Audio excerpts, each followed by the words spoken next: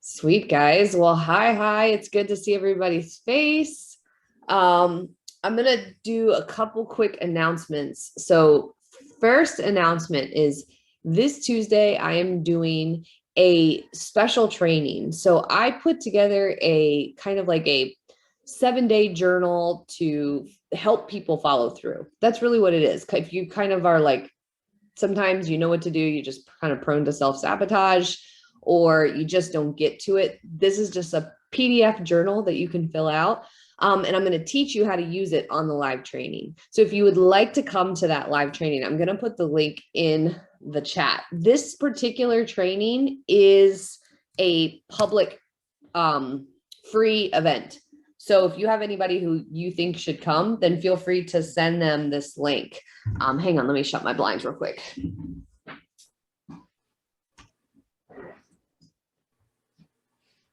My face was so bright, you couldn't even see it.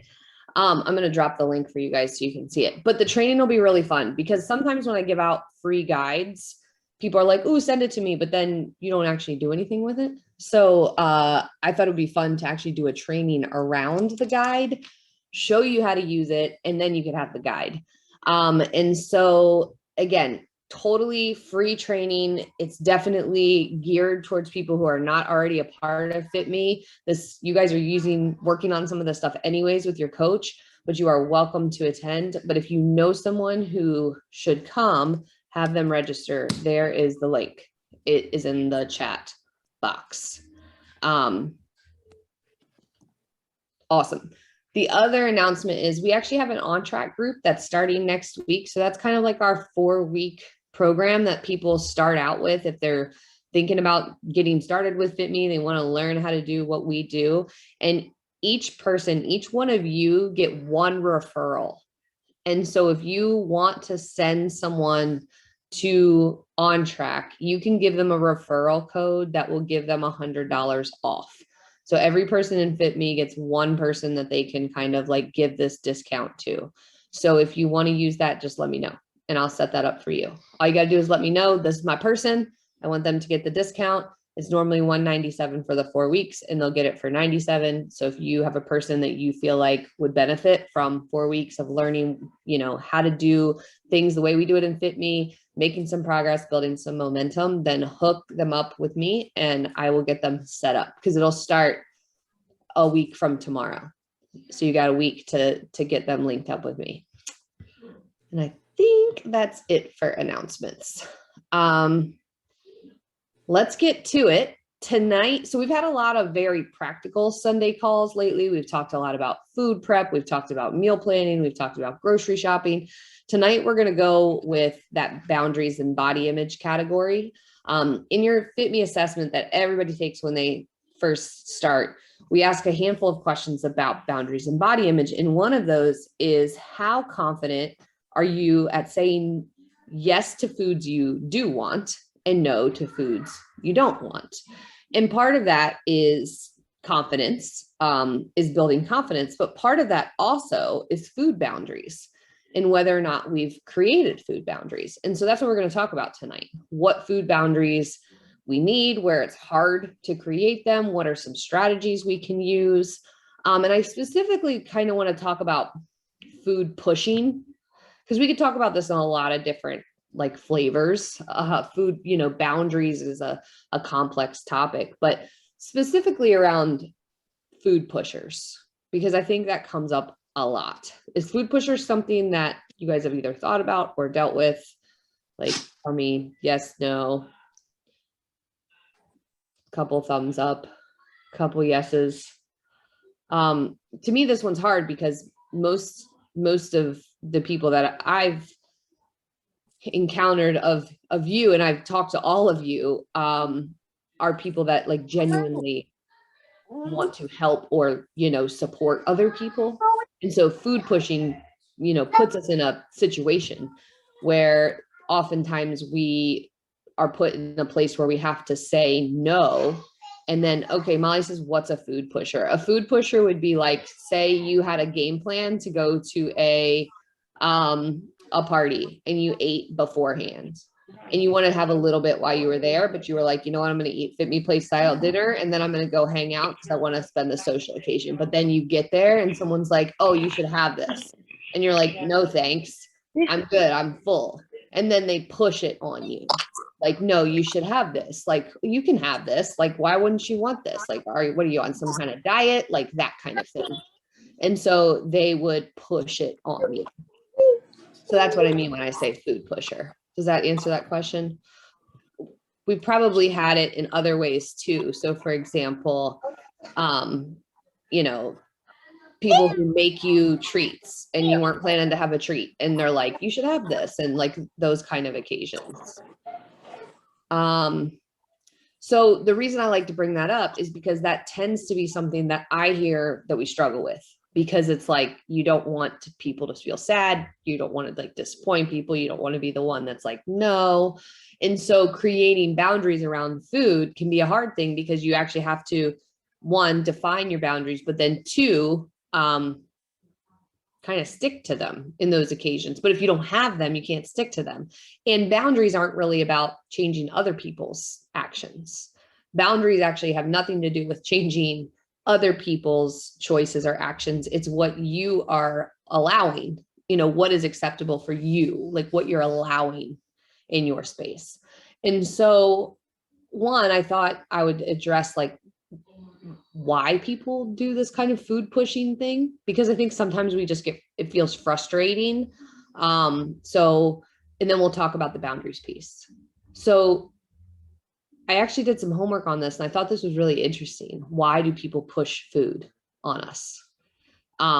There's a couple different reasons. So one is kind of like that nefarious reason, sort of like the bad reason. Maybe that they're jealous or annoyed with themselves and they want to sabotage your goals. That's kind of like worst case scenario. Somebody's literally trying to sabotage you. That's one reason. Hopefully that's not the common one. Another reason that people push food is they love you, and food might be part of their love language. So they're literally trying to show how they care about you by giving you food and asking you to eat it. I think most of us have experienced that and probably have done that, because food is so emotionally tied up in everything that we've done since we were little kids. So we can like relate to that one real quick. I made you this. I love you.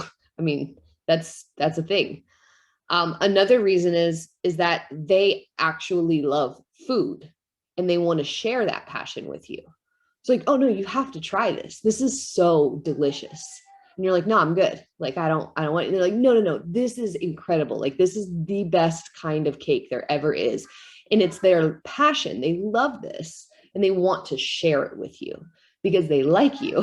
And so they want you to have a piece of something they think is amazing. And so that's another reason that people push food. Another reason that people push food is they like verbal feedback. So there's somebody who likes hearing back that they've done something good. And so they're looking for that validation. So for example, they made you something and they want to hear back, thank you, or they want to hear, oh, this is the best ever. I love this. Like, it was so good. So they're actually pushing it on you so that they get that validation in return. And so I wanted to share those first, because I think if, again, if it's just a stranger, it's a little bit easier to be like, nope, I don't want it. But it's not. It's usually somebody we care about. And if we can if we're going to talk about our own boundaries, which is again, something that we are sort of defining why it's important to us in creating and then sticking to, I think in the long run, it's also helpful to try to understand where they're coming from. If you care about that relationship, it might be something that you might be able to deal with in other ways. You can use other strategies, right? If you want to. So I just wanted to go through that first and then talk about food boundaries. And so specifically relating to like food pushing. And so I wanted to hear from you guys where this comes up in your life. And then we can build on that conversation from there. Where does this come up for you?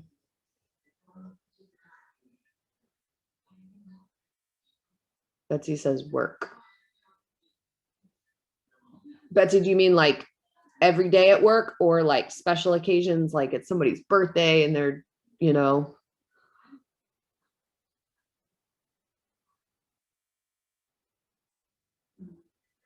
mainly special occasions. Anybody else? Where does this come up for you? Nicole says family. Um, Natika says it comes up with family all the time. So I think, why do we even need, oh, and she wrote, and I feel torn between feeling like I'm being judged. Yeah. I think it's definitely complicated, because when you're saying no thanks, you feel you worry that you will be judged, or that you look ungrateful, like Natika just said, or that you have to justify yourself. Like, why don't I want that? And so here's what's funny is, like, yeah, Nicole said culturally it can be seen as offensive, which is true too. So here's the problem. We have to find a way that it works for us and for our people. Linda said, say yes, take it, and say you'll enjoy it later, then either do or don't. That is definitely a strategy. Again, depending on the relationship, that might be a good strategy to use. I think it's funny, because I think it's all contextual. Like, there's not going to be a rule. Like, I'm not going to tell you always, if you didn't plan to eat that treat, always say no. It's just not going to be practical. However, these kind of conversations around food are really important, because if we just eat anything that people put in front of us because they want us to eat it, that's not going to work. You're not going to feel good about that. It's not fair to you. You deserve to get to choose what you eat. Now, it's complicated, right? Like Natika said, like, what about family? What about this and that? And that's why I want to give you I also want to give you permission to call an audible. You get permission to change your mind. However, without having a boundary in the first place, without setting an intention, it's not going to actually, like, it should be an occasion that you're like, you know what, I'm just going to go with it this time. Because here's the thing, if you see your family every single week or every single day, it will impact you. And even if I'm not even talking about weight. I'm not saying, oh, it's going to make you gain weight. I'm saying it will impact you. If you on the regular eat food that you don't want to eat because people are pushing it on you, and you do that regularly, it will impact you. And so we've got to think about, like, well, what do you actually want? Do you want to eat that food? Do you want to enjoy it with your people? Do you want to say no? Do you want to save it for something else? Are they, like, for example, I always made this story in my head of going to, like, a kid's birthday party, because this happened to me before. I remember, like, when my little boys were little, going to birthday parties, and they would have got the, like, not the good grocery store cake, but like the one that's not very good. It's got like a huge 2-foot layer of like the nasty icing on it, you know? And it's like they got the enormous one, the one that takes up the whole counter. And so the kids are little, so they're not eating enormous pieces of cake. And so what they do is they start to cut it for the parents, and then they start handing it out. And you're like, ugh, everybody's going to think I'm on a diet if I say no, or they're going to, like, think I'm ungrateful or whatever. So you're like thinking to yourself all this stuff. And then you're like, I don't really want it though. You don't even want that cake. But then it comes to you and you're like, okay, I'll take it. You start eating it. It's not even that good. And you're like, ugh, you're annoyed with yourself. Why am I eating this? You decided to eat it. Then you watch 2 people down. Somebody's like, no, thanks. And it's like a shot in your brain, because you're like, someone else said no thanks, but I didn't think I could say no thanks. Why do they get to say no thanks? But I don't get to say no thanks. I went ahead and ate it. And so then it becomes this sort of circle of feeling those feelings too. It's complicated, right? So I think we have to practice, when we're doing boundaries, we have to practice how we want to say no thanks. And I think, you know, like Linda said, like there's some good strategies you can try that are just easy to like exit the situation without making it a thing. But I think you're just going to have to choose. If it's people you see all the time, if it's things that you do all the time, you're going to have a conversation around it. If you want to, if you want them to understand your boundary, you'll probably need to tell them, this is what I'm doing. This is where I'm at. So I want to talk about this. I know some people are driving and it's loud, but I kind of want to hear from you guys what your thoughts on this. We won't be conquering food boundaries on this call, because this is a complex topic. But I think if we can even come up with just a little bit step forward in our confidence, so we start to feel confident around at least talking about it, I feel like that's step one.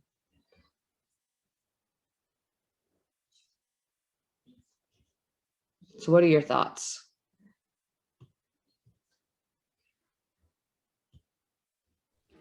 I'll jump in, Christy. I think growing up, especially for my family, food was at the center of everything. So whether it was a holiday, just a Sunday dinner, you know, practice, my mom would have snacks for the football players after practice. So it was always at the center. And a lot of times it was wrapped up in how you cared for someone. So, especially going over to like my grandmother's house or even my in-laws' houses now.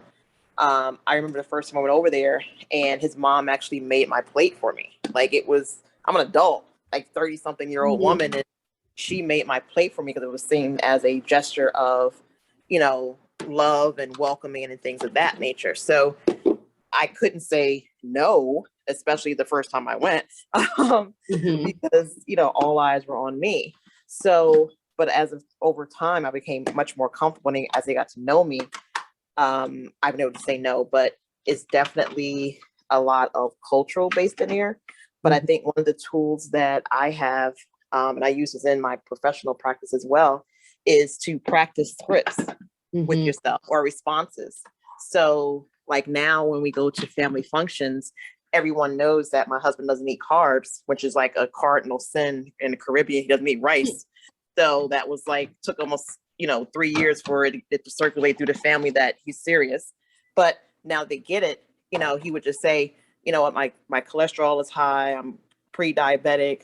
My blood pressure. I need to lose weight, and I can't control myself with rice. This is my drug. So the way he explained it, and that was his script, people got it and they backed off. They didn't pressure. They didn't do, oh, just have a little bit. They became intrigued because they saw the results. So I think just practicing maybe a script, like I use with my family now. Oh, I don't eat sugar anymore.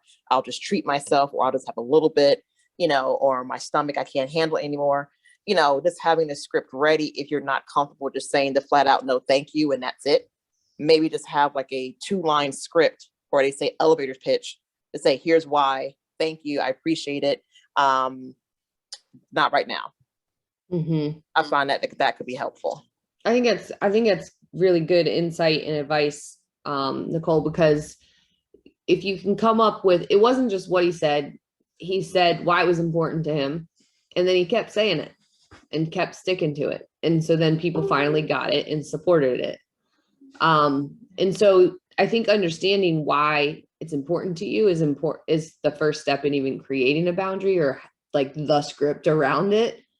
And again, remember, this is context. This is based off of if you don't want it and you're deciding, that this isn't something that you want. If you do want it, you always have permission to eat it. You know what I mean? There's not any restriction like that. So, but this is around those like tricky conversations where in those scenarios in which you're feeling like your boundaries around food are being pushed. I like that. I think practicing a script is a good one. And your example of how he's like sticks with it and repeated it a lot is really good too. It might take multiple times for people to get it. And just saying thank you. That was another takeaway I had from what you said.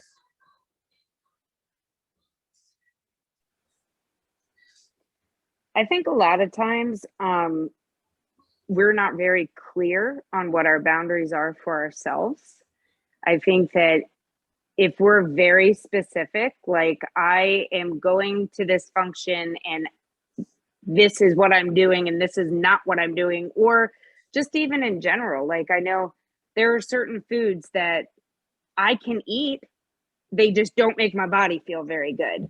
So like thinking to myself, like, okay, just thinking it through and saying I'm going to avoid that because I know that's not going to make me feel good. Like just being very specific with the boundary, because I think sometimes, a lot of times, I'm really muddy on what the boundary actually is. And then you're going to feel like you fail no matter what, because you're not even sure what you were trying to do. Mm-hmm.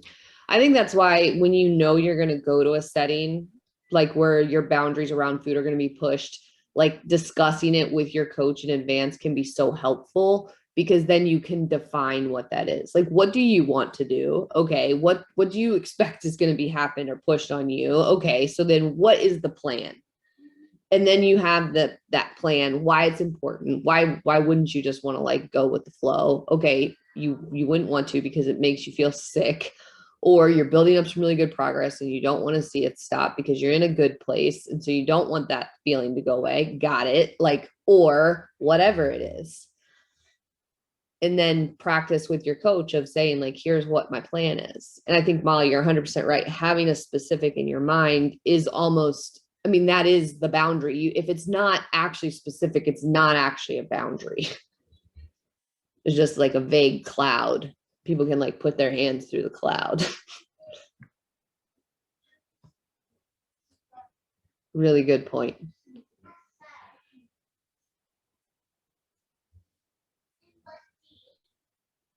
This is going to be one of those topics that's, again, it's nuanced and it's specific to you.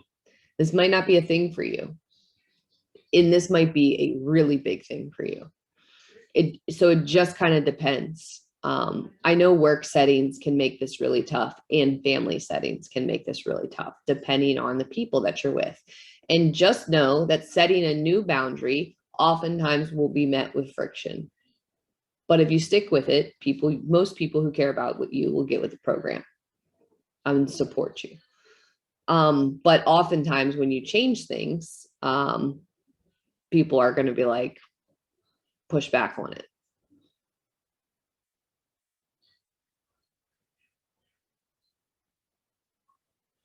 Anybody else have any thoughts on this? I want you to chat about it this week with your coach. That's kind of your target, is talk about where in your life that you want to focus on your food boundaries. Like, where do you need to be more specific, and like, why is it important to you? And then where are the environments and settings in which it's tested, and what are you willing to allow? Right? That's the thing about a boundary. You get to choose. What are you willing to allow, and what are you not willing to allow? So Christy, my mom lives alone, and she might purchase something for herself, usually pastry, bakery, something or other. And I don't know why she gets something from Costco, because clearly one person cannot eat it all. So then she starts doing the divvying up. Oh, I'm going to bring you some to your house, and I'm going to give some to, my sister. And I usually I don't ever say no. I'm like, okay, mom, sure. Gets her out of the house. She's got something to do. She can drop it off. And then if my husband and my daughter want to eat some, great. And then she doesn't live with me. So then she goes on her merry way, and either I have some or I don't. So I let her do the giving. I get it out of her house because Lord knows she does not need to eat it all. And then I may or may not, as I said in my little note there, have some or not. So I think that it really depends on the situation. Good. Sorry. Yeah. No, that was great. I didn't mean to interrupt you.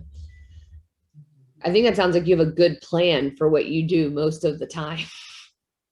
Yeah. I mean, I just let her do it because, like you said, it's like a form of love, sharing, giving. She doesn't want it in her house because she's also trying to be somewhat, healthy. So she'll get her portion. Anyway. Mm-hmm. Yeah, I think that sounds like a good strategy that works for you. And I think you're still sticking with your boundary, like, I don't think she's pushing past it because she's not like watching you eat it. You know what I mean? Where she's like, I'm going to sit here while you eat this Costco muffin. She's just giving it to you and feeling good about that. And then onward. Yeah. Mm-hmm. I think that's a great example. It doesn't have to be all or nothing either.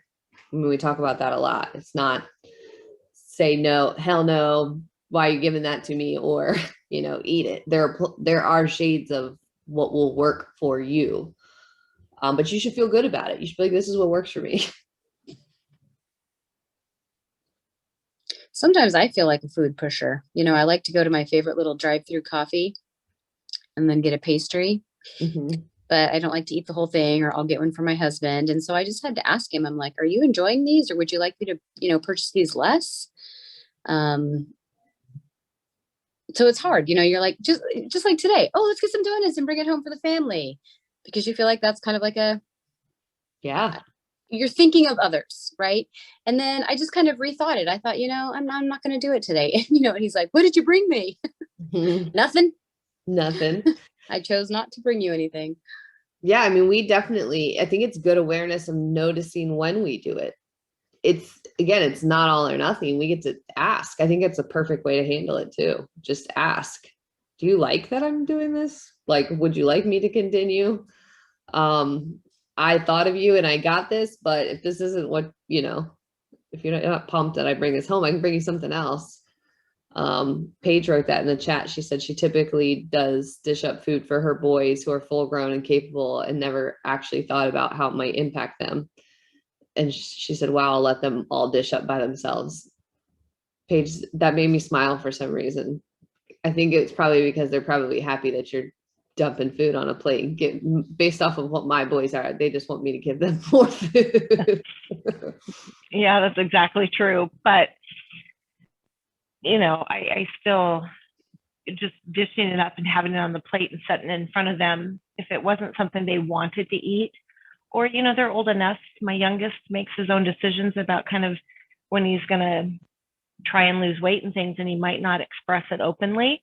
And then he'll feel bad about being like, I don't want to eat this, or no thanks, when I've already dished it up on the plate.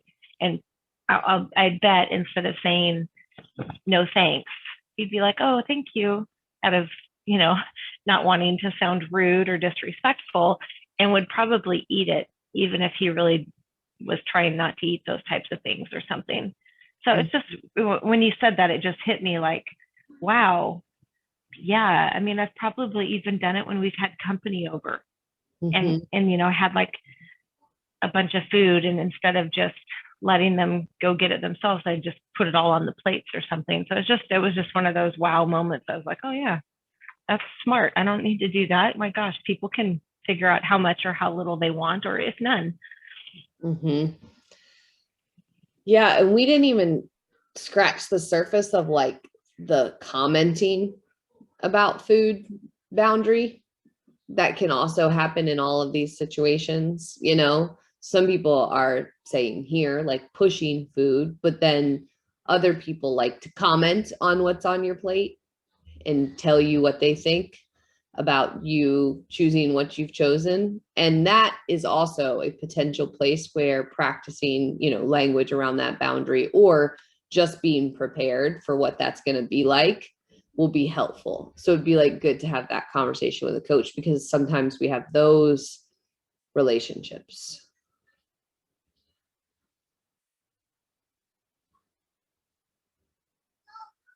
Sweet, guys. Well, I think this was really good. I think we got some good ideas and things we can do, particularly around sort of practicing a script, figuring out what's important to us, and being specific about a boundary, and thinking through it specifically before you're in the situation in which it will be tested.